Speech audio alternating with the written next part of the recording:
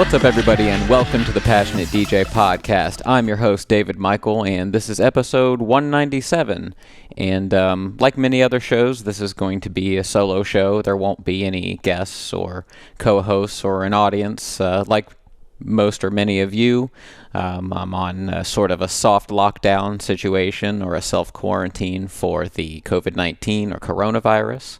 Luckily, nobody that I know personally has really been affected by this yet, but we are sort of, taking the precautions that our governor has set out for us, and, a lot of things are closed down, and there's not a lot to do even if we wanted to. So this is going to be an interesting weeks, months, not really sure yet. We're not going to spend the whole episode talking about that. I'm sure that you're getting plenty of that information by now, and honestly, by the time that you hear this podcast episode, the information is going to be somewhat out of date just by the nature of it not being live and up to date right when it's happening. So we are going to talk a little bit about the effect that the coronavirus is having or is potentially going to have on the industry as far as the festivals and the club industry and the music scene at large. Certainly that as we kind of head towards the spring and summer months of the year, all these places are shutting down, and a lot of places are saying, it started, you shouldn't have gatherings more than 100 people, and then it was 50 people, and now it's, at the time I record this, the latest we heard was 10 people. So they're really just saying, stay home as much as you can. And so festivals and clubs really work counter to that advice. And so many places have shut down for the season or postponed. Whether that's temporary, postponed till, the fall or something like that, or just until next year. So we will talk about that here in our first segment just briefly. We'll talk about the effect it's having on the industry this year in 2020. And the rest of this episode is just going to be a sort of news episode like we do, every few months or so, where we catch up on the latest news headlines. So this is springing forward, but, much of this news is coming from the past, maybe month or two, sort of in the DJ industry or the music industry at large. So we're going to approach this from a couple of different angles here, and I hope you enjoy this episode of the Passionate DJ Podcast. And so without further ado, let's talk about the coronavirus and festival and club season.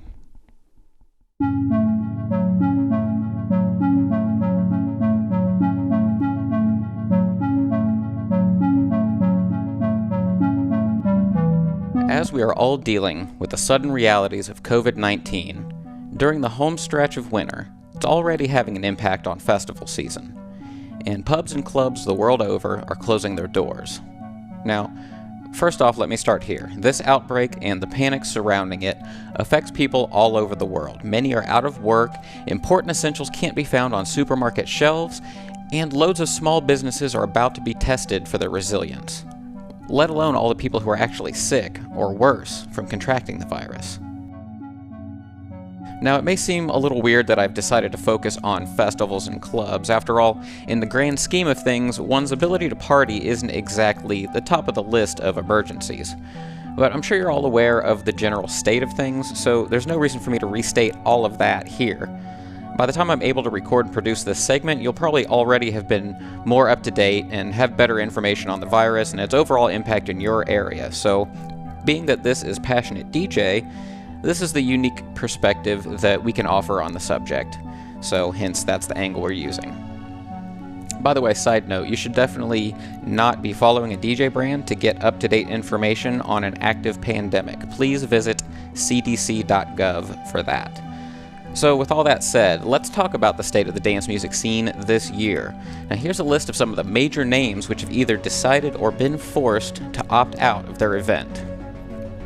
Ultra in Miami. This is the first time that festival hasn't taken place since it first started in 1999. Also, all the pool parties set to take place on Miami's South Beach are canceled until further notice. Also, Ultra in Abu Dhabi. Tomorrowland Winter in France, canceled. Beat Hotel Morocco, canceled. South by Southwest 2020 in Austin, Texas is the first time that it has closed in 34 years. They say they do not have the insurance to cover an outbreak of communicable disease such as this. Get Lost Miami. This is a 24-hour party that happens every year. They were scheduled to have their 15-year anniversary canceled. Coachella has been postponed until October. Berlin's Berghain canceled all events until April 20th. That includes Panorama Bar. Psst, you weren't getting in anyway, don't worry. Now, shortly after, other Berlin clubs shut their doors until the end of April, clubs like Tresor and OHM. The Ableton Loop Conference was supposed to return to Berlin. They canceled until 2021. Time Warp 2020 in City of Mannheim. Charlotte DeWitt and Amelie Lenz were both supposed to play that one. In Belgium, Rampage postponed until September. Snowbombing was canceled outright. Defected Records canceled all of their future events until further notice. Deja Vu, that's Bass Nectar's festival. It was supposed to run from March 25th to 28th. That was canceled.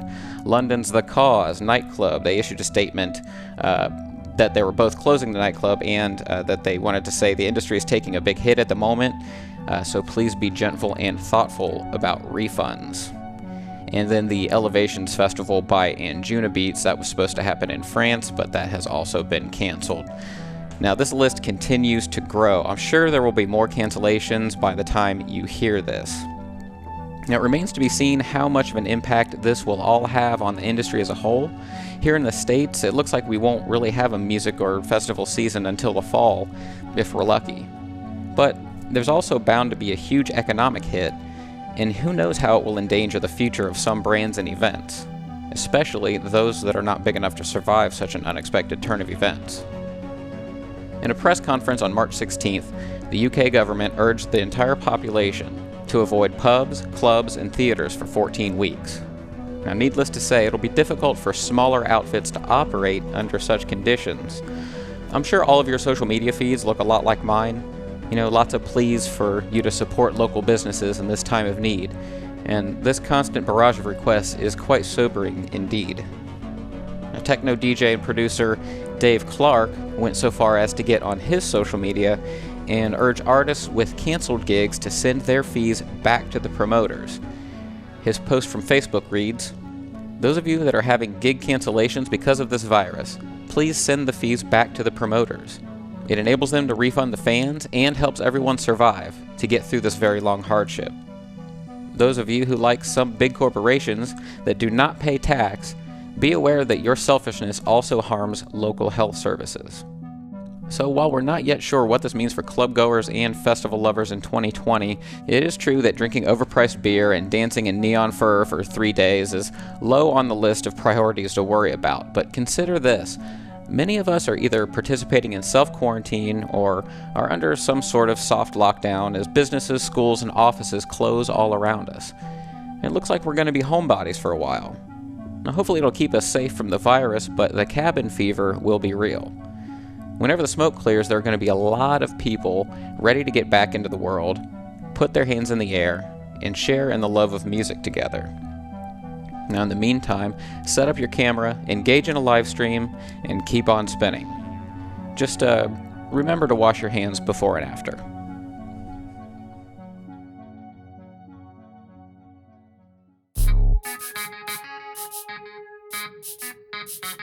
Now, here's the latest news from Pioneer DJ. The xdj-xz, which is the company's flagship standalone DJ system / controller, had a firmware update on March 10th. Now, this update comes with a feature that I announced in our xdj-xz versus Denon Prime 4 video back in November, and that is support for Serato DJ Pro. And I'll put a link to that video in the description. But yes, that's right. You can now use your fancy, heavy, expensive standalone DJ system as a DJ controller for Serato. Now, why would I want to do that, you ask? After all, the main selling point of this thing is the ability to leave the laptop at home. Well, for starters, it allows you to mix on 4 decks, whereas you can only mix in 2 channels on the unit itself. Plus, you could use Serato DVS with timecode records, or maybe you're just a multi-platform user like me who has several kinds of DJ libraries floating around for some reason. Hey, why not? The more the merrier, that's what I have to say. The xdj-xz is, according to Pioneer, a professional all-in-one DJ system that's perfect for events, a bar or club, or your private studio. Now, wherever you take it, the xdj-xz gives you all the features you need to get the job done. This 4-channel system features a professional layout, so you'll feel exactly like you're using our club standard NXS2 setup. And thanks to flexible media support, you can choose from a variety of ways to perform. Superior club-ready sound and a host of advanced features are at your fingertips at all times with a sturdily built single unit. Now, other enhancements that come along with this firmware update include the ability to play lossless FLAC files, a feature which lets you quickly switch the control deck from performance mode by double tapping shift, and just a couple of other minor bug fixes. Now, by the way, the XZ also now has full Virtual DJ 2020 support, and it's not your basic MIDI implementation. The feature set actually includes the full waveforms on the screen, the jog displays with waveforms and album art and all that stuff, full 4-deck support, access to the audio interface. It really is truly integrated with the controller in a proper way. Now, considering that other brands are adopting this philosophy of more freedom and access rather than less, it's probably wise of Pioneer DJ to continue breathing life into the existing product lines. Now, speaking of which, in other Pioneer news, it was announced on March 12th that finally, at long last, the Mark II revision of the xdj-1000, as well as the xdj-700, will now finally support Traktor Pro 3. This includes USB HID control with proper scratching, tempo adjustment, and responsiveness. So the decks will also display track titles, artwork, and other information from the software so that you can quickly select your next track without staring at your laptop. Now, you'll also be able to use the players as audio interfaces thanks to the XDJ's built-in sound card. But all of these hardware and software enhancements aren't the only reason that Pioneer DJ has been in the news recently. Oh no. The other reason is that Pioneer DJ as a company has been sold yet again. Owners KKR sold to the Japanese company Noritsu for $606 million. Now, of course, Pioneer DJ states, "Our business, operations, brands, including brand names, will not be affected. We will continue contributing to the music industry with our innovative products and superior service through Pioneer DJ, Rekordbox, Kuvo, Torres, and professional Pioneer audio brands." Of course, when it comes to a company with about 60% market share in the DJing industry, it'll certainly be interesting to see what ripples and impacts are felt elsewhere.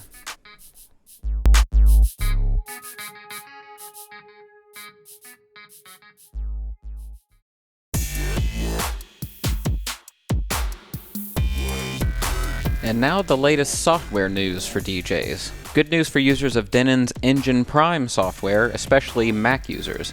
As of version 1.3.4, the app is officially Catalina compatible, so if you've updated to the latest version of macOS, you should be covered. Now, just as with any other major OS update, many DJs have been sort of hesitant to update to Catalina for fear that it'll mess up their music libraries or that their DJ software will just stop working.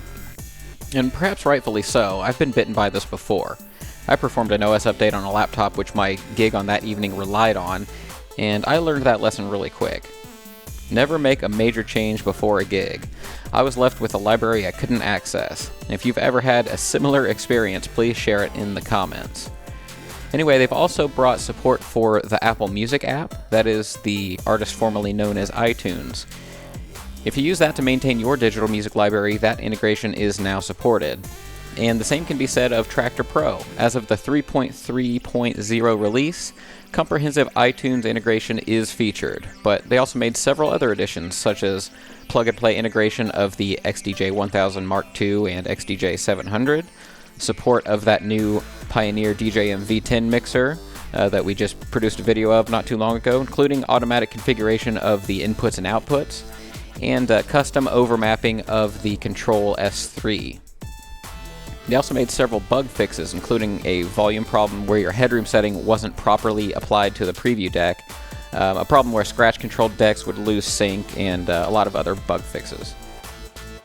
Now, moving over to streaming news, SoundCloud announced last month that it received a $75 million investment from SiriusXM. If you've been following Passionate DJ for a while, you've heard us talk many times about SoundCloud's struggles over the past few years. But the brand actually saw a strong performance in 2019. with revenue turning over $200 million. Now that's in contrast to 2018, which brought in about half that. Now Carrie Trainer, the SoundCloud CEO, says, "We have an exciting roadmap focused on deepening the connections between creators and listeners that fuel creator discovery, career growth, and the evolution of music culture." The company says that this new investment will accelerate its product development and enhance its services. Now, as it turns out, SoundCloud merged their advertising relationship in some way with Pandora, which also happens to be owned by SiriusXM. Now, as it turns out, this was the right move for the company, as they saw SoundCloud's ad revenue grow by over 37%. That being said, we aim our final sights on Spotify. The streaming giant is now enabling a sort of pay-to-play scheme, which involves record labels and artists giving money to advertise their songs within its app. This is a complicated move for the company, which is already kind of having wider talks over long-term music rights within record companies. Now, according to the original report posted by Bloomberg, Spotify is, quote, under pressure from investors to boost advertising sales and prove that it can turn a profit. While Spotify's main streaming business generated $6.1 billion in sales last year, the company loses money because most of its revenue goes right back into the music industry in the form of royalties. Boosting ad sales has been a struggle. Spotify has more than 270 million total users, but its advertising business trails competitors of similar size. The company generated just $678 million in such revenue last year, which is less than what Twitter Inc. takes in every quarter.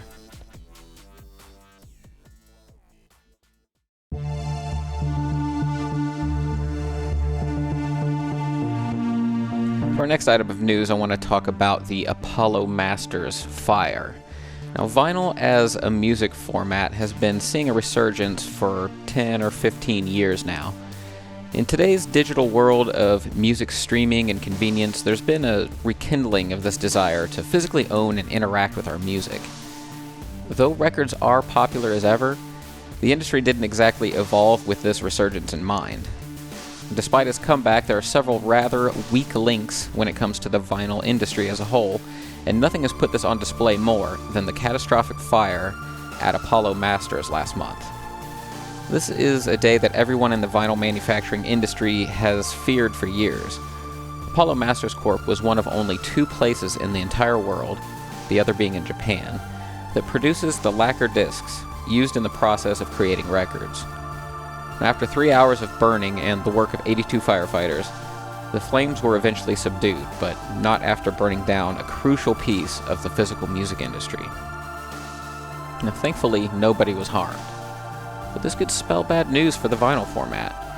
You see, the creation process begins with a certain kind of aluminum plate, covered in lacquer. Now, that lacquer is soft enough to be cut, so when it gets shipped to the cutters, the audio grooves are sort of carved into that lacquer coating. That gets used to make the master, which is a plate which all the pressing plants will use to make the actual vinyl discs. But Apollo was responsible for like 80% of these lacquer plates for the entire world. This leaves only one remaining factory capable of doing this. That means only one point of failure for the world's supply of wax. People in the industry have long worried about having all their eggs in one basket, and this disaster shows precisely why. This means there's a good chance that pressing plants will start closing. Current production schedules have been completely displaced, and it's still unclear how the move will affect MDC, which is the remaining plant in Japan. There is a potential short-term solution, though it's a controversial one. There's another way of creating these masters called DMM, and that stands for direct metal mastering. Now, using a rare type of cutting head, the audio grooves actually get cut into copper instead of lacquer. However, this technique has its own drawbacks. Many plants don't currently meet the strict standards required to produce such masters, and some people say it produces brighter sounding records with more high frequency content, and this may or may not be desirable. This can also negatively affect North American pressing businesses because most of these DMM plants are in Europe, and they could start fulfilling orders right now. That would shift much of this business overseas. And then there's the fact that this plant existed in California. Rebuilding a factory involving chemical processes to make vinyl records would be very difficult today because of the strict environmental requirements that the notoriously picky state would impose. It was likely grandfathered in on things that would be nearly impossible to get away with in Cali. So, yeah, don't panic, vinyl production isn't suddenly going to stop, but this does cause ripples throughout the industry, and it draws a big circle around an obvious vulnerability. Now, surely the gears are already turning, with smart people coming up with clever solutions to this problem. Post in the comments about what technology will save the future of vinyl. Is it DMM? Maybe it's something like 3D printing, or some new technology we've yet to see. Well, one thing is for certain. We should continue to buy vinyl if we want vinyl to keep on spinning.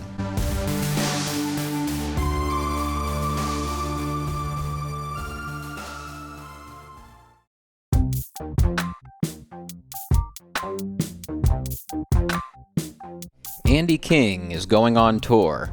Former Fyre Festival producer and H2O aficionado Andy King is taking his story on the road, going on a speaking tour in the UK beginning in April, or at least that was the plan up until current events. Now, you may remember Andy from his rise to fame after being featured in the Netflix documentary Fyre, The Greatest Party That Never Happened. Now, that film had a particularly noteworthy moment where Andy recounted how he was willing to do whatever it takes to make sure that the show went on. Customs was holding on to a critical shipment of bottled water, and, well, let's just say that arrangements were made. Now, his plan was to hit the road and talk about his experience in what he's calling the Taking One for the Team speaker tour. We recounted Andy's story in episode 172 of the Passionate DJ podcast. Here's a quick recap, which I've partially censored here, but if you'd like to hear the full unredacted story, you can visit passionatedj.com/172. Should we finish telling the story about the water? No, Jesus. Sure. No. So everybody arrives. They get to the area, where the festival is supposed to take place, and mind you, they're being driven there on school buses. Yellow school buses. They get to the site and they see essentially a FEMA camp. Water was ordered. The water arrived. But had not been paid for. And was stuck in customs. Yeah. So my only question on this before we go any further is, how did they know that would work? Like, I wondered that too. How did that become a topic of conversation? They probably already had to deal with customs how many times to get stuff there, so they probably knew dude was down with that. Down. Type of stuff. Okay, so they had done research. Yeah. So I forget the guy's name or even what his and his capacity was. The event coordinator. So producer. Right. So Billy calls him and says, "We need you to take one for the team and go down there and the customs officials to get the water out." And I was like, that alone, that's total douchebag move. I mean, that's putting anybody in that kind of a situation. Not only is that exploitive, it's terrible. Like that. Right. Now Tony has asked me to do some things when I worked for him at festivals.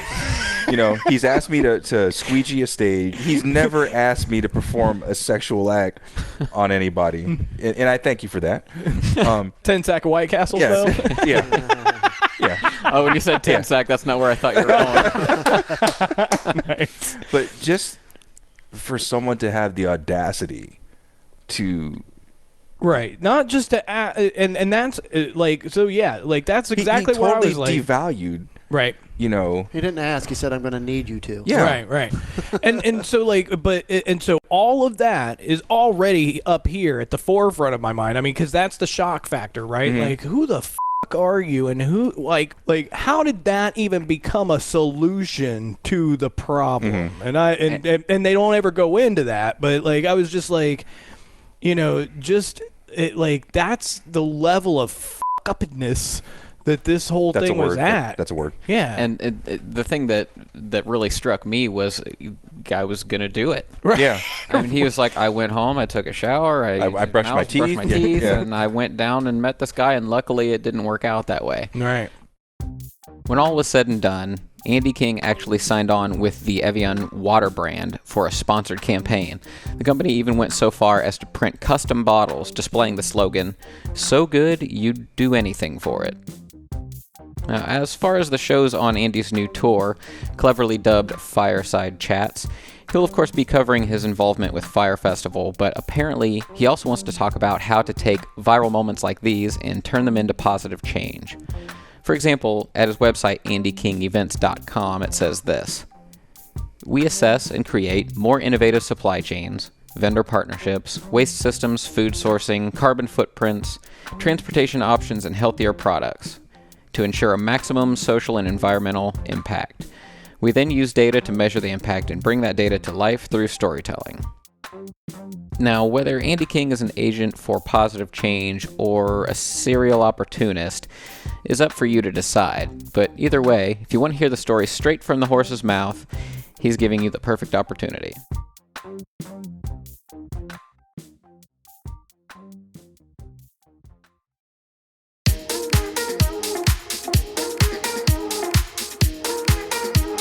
Boston-based video game development company Harmonix, famous for their music video games such as Guitar Hero, announced that it will be releasing a new DJ-based game called Fuser. Now, it's planned for release later this year, and if you follow this channel at all, you know that I'm a big gamer as well as a DJ. Putting this segment together was, to say the least, a no-brainer.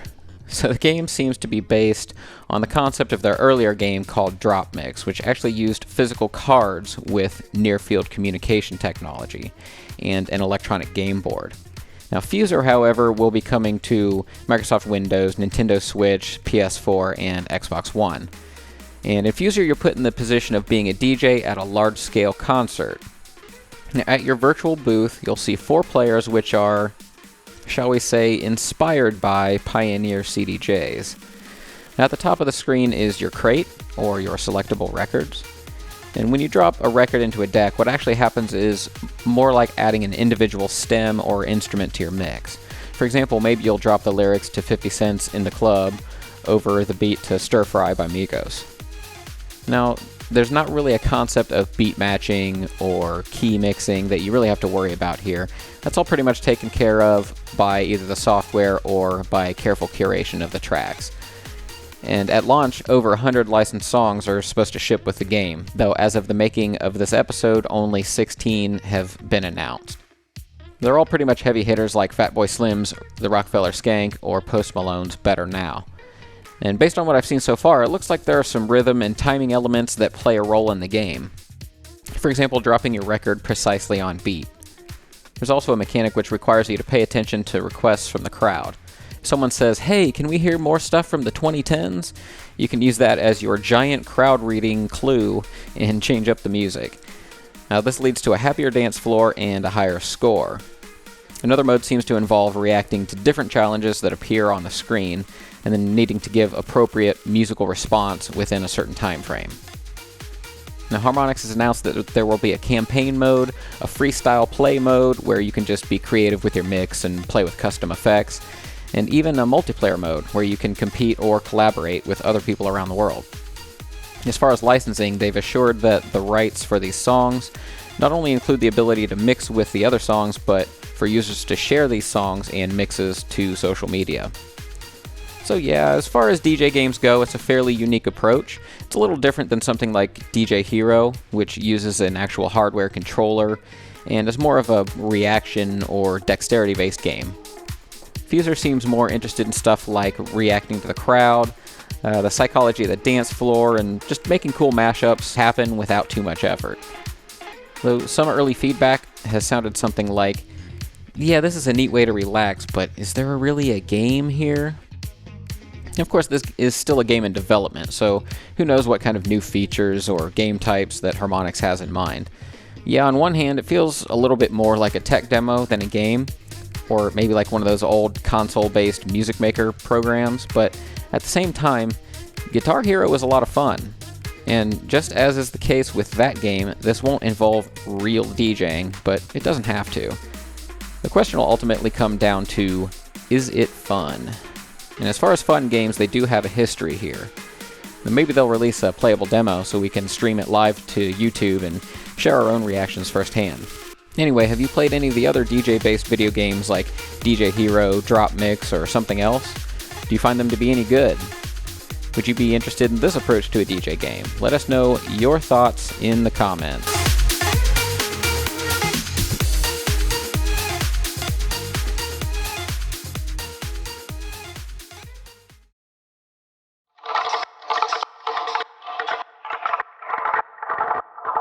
Starting a few weeks ago, digital download and streaming site Beatport expanded on its techno categories, splitting the entire genre into two distinct parts: techno, peak time, driving and hard, and techno, raw, deep, or hypnotic. Now this may be a sign of the times. Both the main stage festival sound, as well as the more underground style of techno, continues to thrive. Now, according to Beatport, some labels which release more niche styles of techno kind of struggle to be represented in their store, which leads to their desire to refine this categorization. Now, having the two styles split off independently means that each will have its own sales and artist charts. Now, Beatport put together two playlists to highlight the distinction between these two styles, so let's go ahead and listen to some examples. We'll start with the raw, deep hypnotic playlist.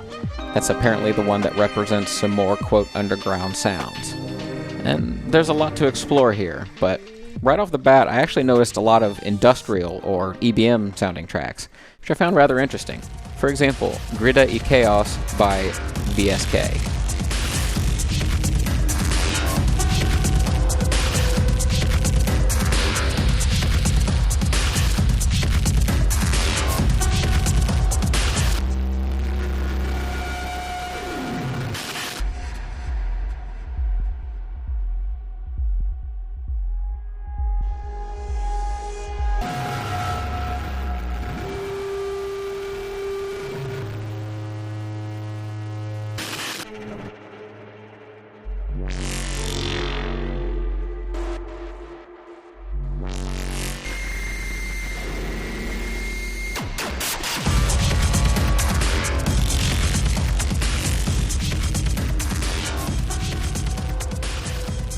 There was also this distortion-laden track, Pedal to the Metal, by Ansem. It's almost like Fear Factory making underground techno.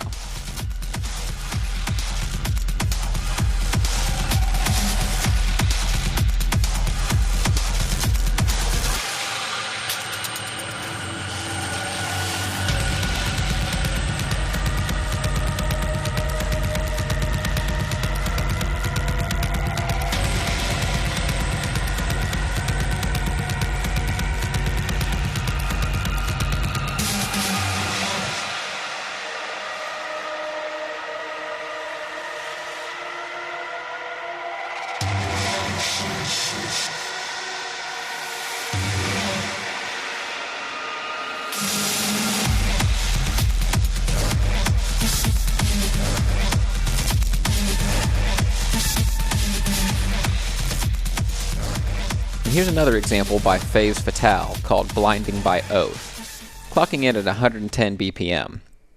This one has a bit more of a Trent Reznor aesthetic.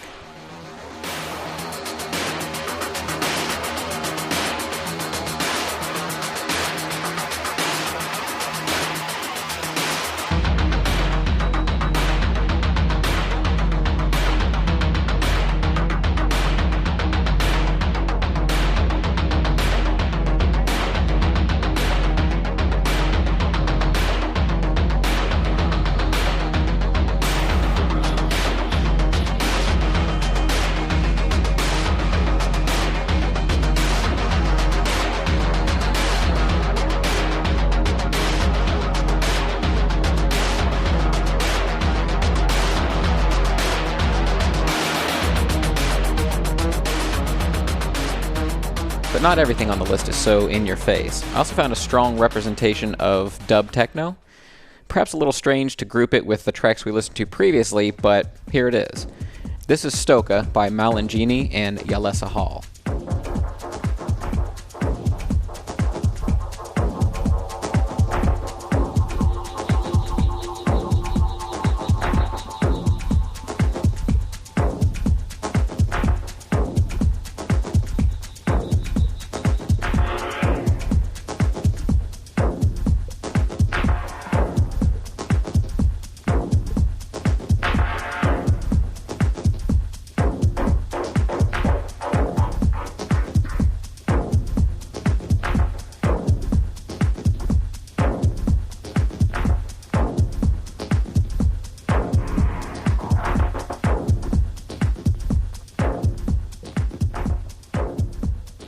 And another example, Sunny Park Chill by STL. A rather relaxing affair with an interesting field recording layer sprinkled on top.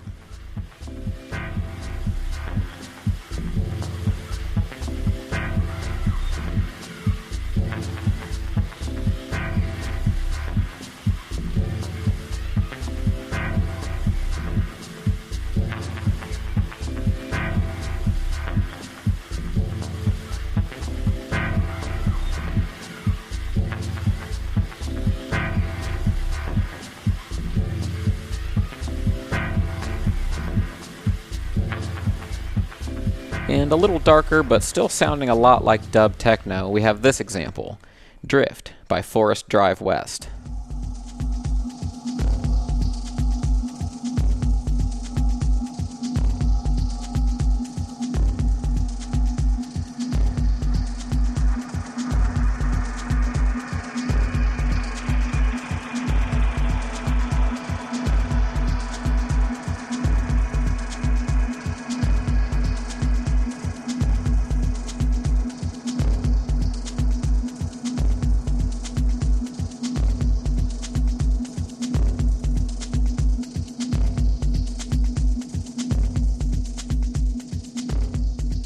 Speaking of darker sounds, there were actually a few tracks on here that reminded me of that classic dark progressive house sound. Think of bedrock, huge tunes, or maybe Mystique music type of feeling. Here's Invocation by Feral.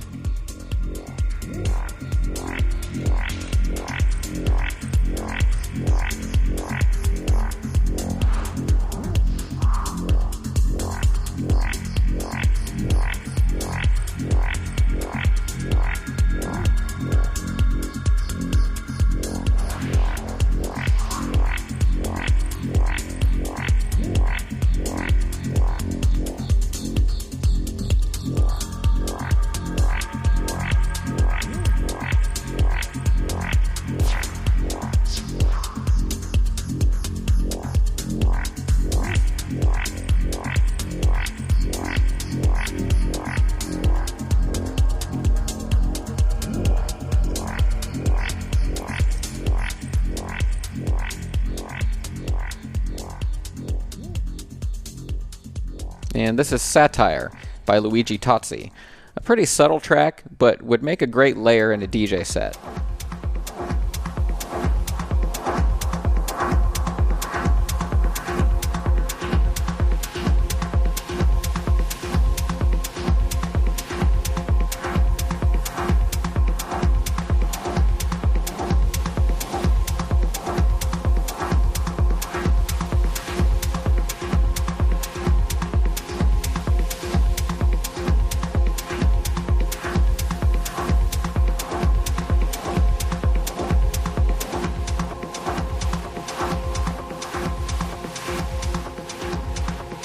I also found it interesting to hear this random electro track in here, Paranoid Android by Electro Lab. I'm not exactly sure what this sound has to do with anything else in here, but electro is listed as a subgenre in this section, so here it is. And it's a fun little piece of broken beats.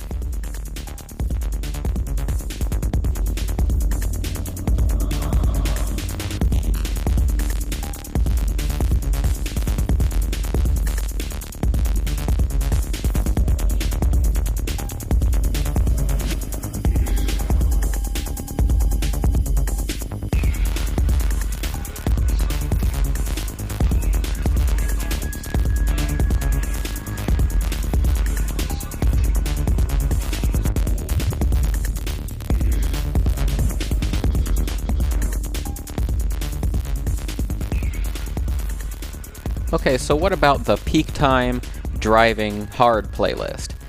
How does it compare to the stuff that it was cordoned off from? Well, indeed, there may be more songs in this section geared towards the festival and maybe borderline EDM crowd. A little more defined structure, some more focus on the drop, but overall with a techno underpinning. For example, here's The House of House by Cherry Moon Tracks. This is the Thomas Schumacher remix.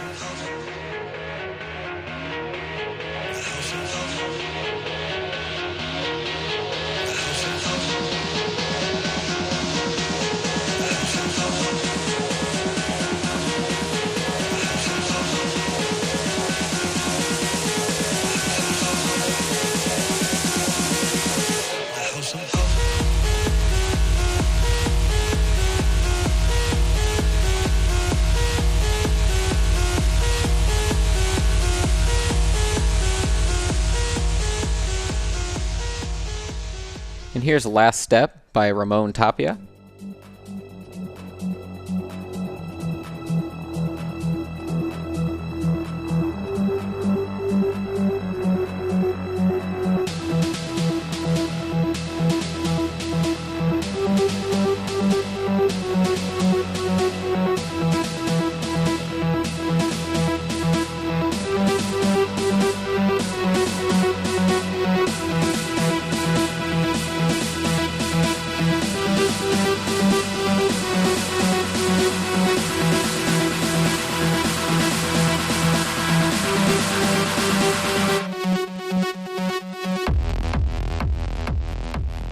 CP1 by Love Generator might have a bit more of a house influence.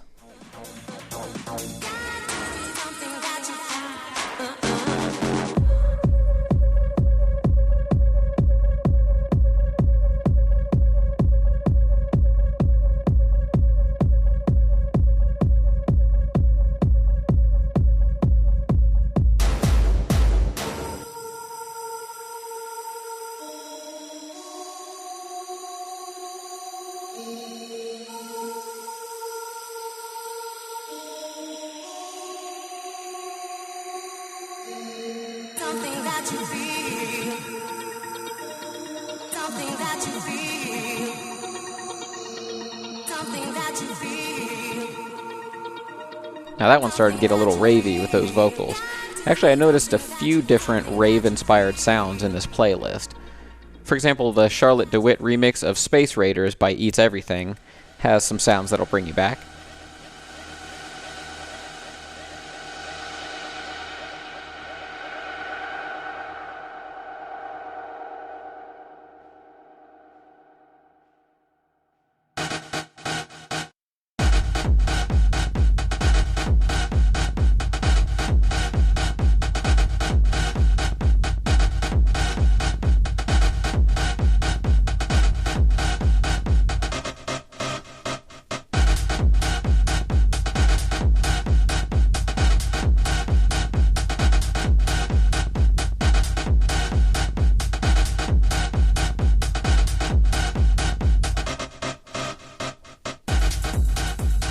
Or how about this little bit of borderline classic trance music? Dreams by Quench. This is the Umek remix.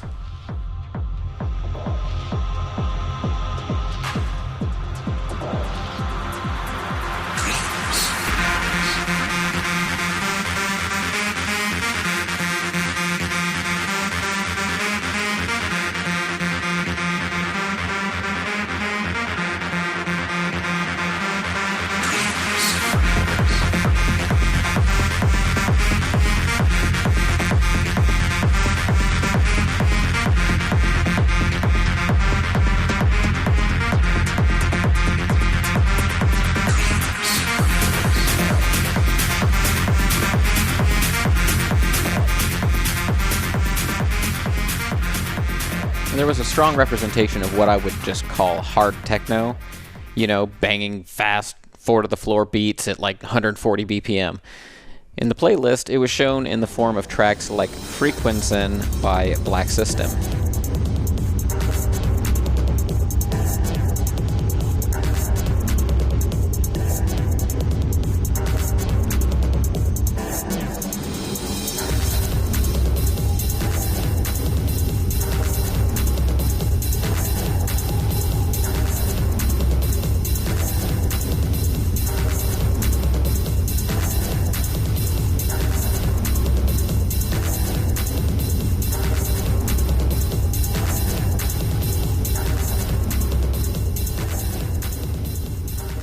Or this other hard techno track, Anomalia by Reneo.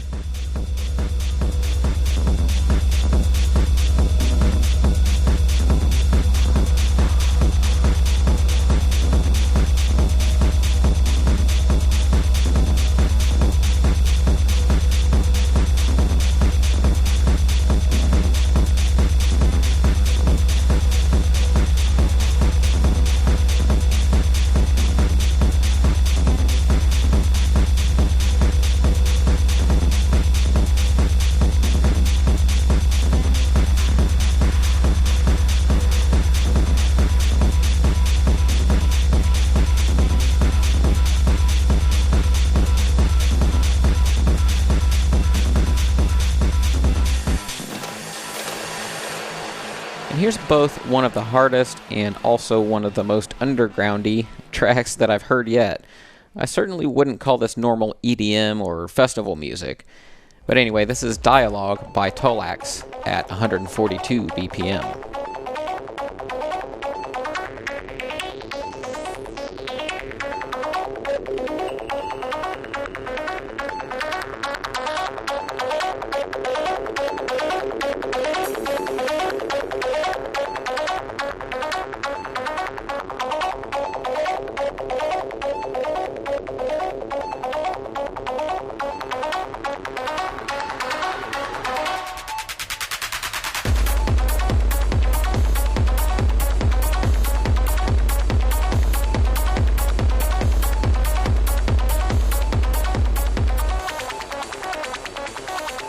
However, the strongest flavor that I detected in the Peak Time playlist may have actually been acid techno.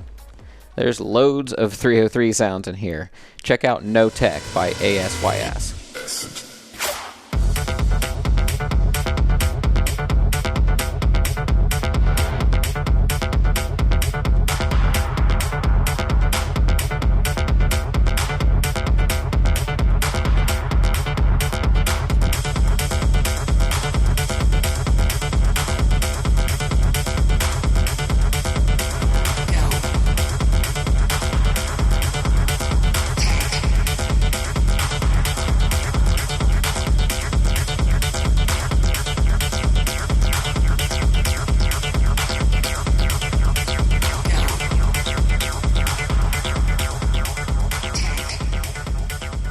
For another example, this is Generation by, of all people, Jay Lumen.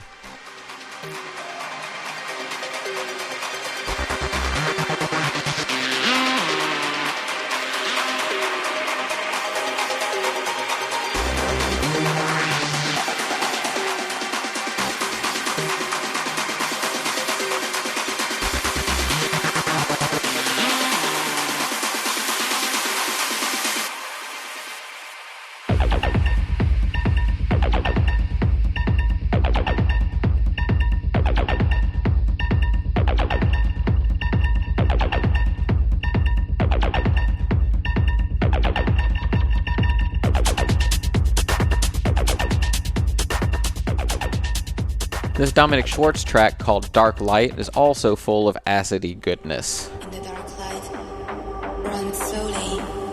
In the dark light, run slowly. In the dark light, run slowly. In the dark light.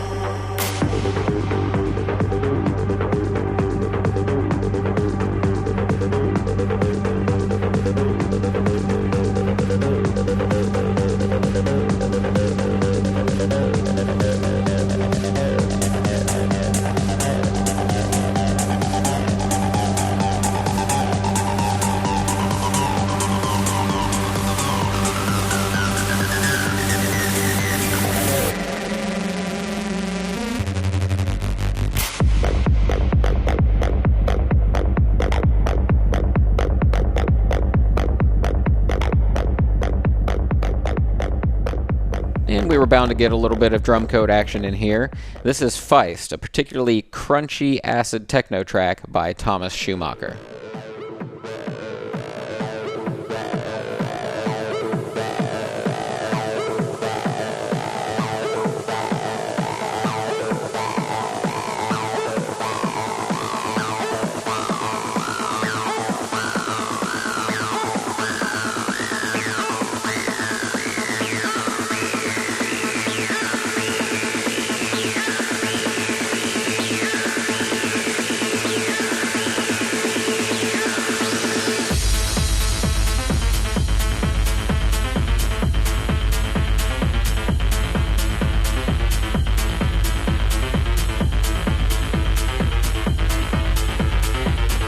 So as you can hear, there is some stuff on here that is full festival fodder, especially when playing the right show. Being from the Midwest United States, I happen to picture a lot of these tracks being played at various stages at Movement in Detroit. The track that's playing right now may work for the main stage, but some stuff on the other playlist may be more appropriate for the underground stage or something on the side. But then again, there are some songs on here which really straddle the line.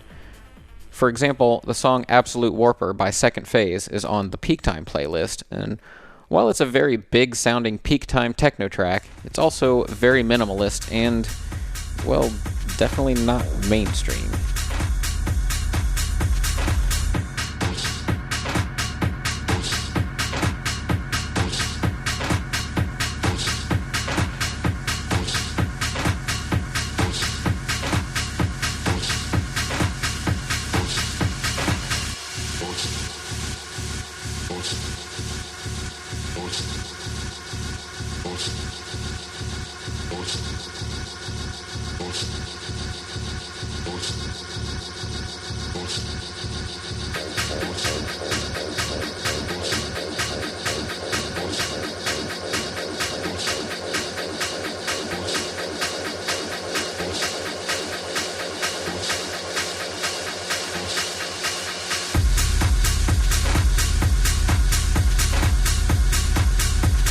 So there you have it. I'll put links in the description if you'd like to check out the rest of these tracks. And if you happen to be a techno DJ and you like anything that you've heard today, be sure to add them to cart and support the artists.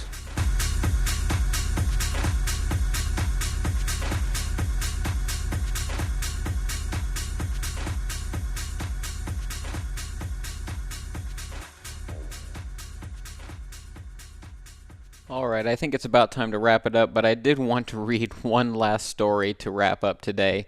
Kind of a funny story. This comes from Trilvo.com, and the headline is, Man Climbs Through Air Ducts to Get Into Sold-Out Liquid Stranger Show.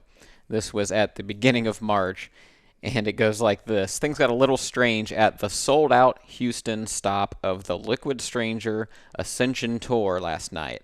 About midway through the night, there was quite the curious commotion in the commodes. A man was seen falling through the ceiling of the venue in the restrooms. He then nonchalantly proceeded to wash his hands, then calmly disappear into the night inside the venue to the Wampy Wubs of Stranger. And when venue staff with Virtuosos Entertainment was notified, they simply said, well, if he went through all that trouble to see the show, you gotta let him stay in. So this guy snuck into the show, through the air ducts, fell in, calmly washed his hands and walked in, was caught, and they said, we're not even mad. You go on ahead and enjoy yourself.